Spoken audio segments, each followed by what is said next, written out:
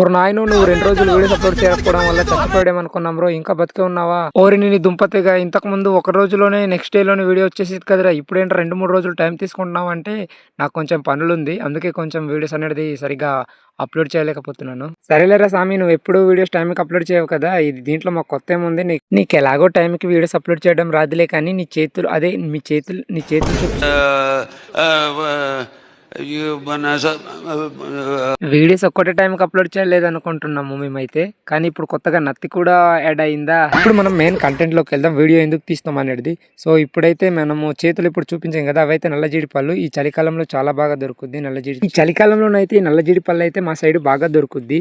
And me side దొరుకుద్దో లేదో కింద comment చేయండి. సో వీడియో కొన్నిట్లోని మేము అదే నల్లజీడి పళ్ళు ఏ విధంగా ఒలుచుకోవాలి ఏంటి అనేది ఇందాక వీడియో స్టార్టింగ్ లోనే మేమైతే చూపించాము. పండుని పిక్కని ఏ విధంగా వేరు చేయాలనేది మీకు వీడియో స్టార్టింగ్ లోనే చూపించాము. ఒకసారి వీడియో అనేది బ్యాక్ స్కిప్ కొట్టి ఒకసారి చూడండి. మేము ఏంటంటే తెలియని వాళ్ళ కోసమే చెప్తున్నాము, తెలిసిన వాళ్ళకైతే కాదు. మాకు ఆల్రెడీ తెలుసు, నువ్వు చెప్పక్కర్లేదు అనుకున్న వాళ్ళకైతే. కొంతమంది వస్తుంటారుగా ఇక్కడ నుంచి బయట ఊరు నుంచి, అలాంటి వాళ్ళ కోసమే చెప్తున్నాం మేము. ఎందుకు ఇంత జాగ్రత్తగా చెప్తున్నానంటే ఆ పండు పిక్క వేరు చేసేటప్పుడు చీడి అనేది ఉంటుంది. అది కళ్ళకు కానీ మన చర్మానికి కానీ పడిందంటే మొత్తమే పుండు అనేది అయిపోద్ది. అలానే ఈ చెట్టుకైతే చూడండి మొత్తం కంపలైతే అల్లేసి ఉన్నారు. ఎందుకు అలా కట్టేసారంటే ఎవరు తీసుకోకూడదు అనేసి పళ్ళు.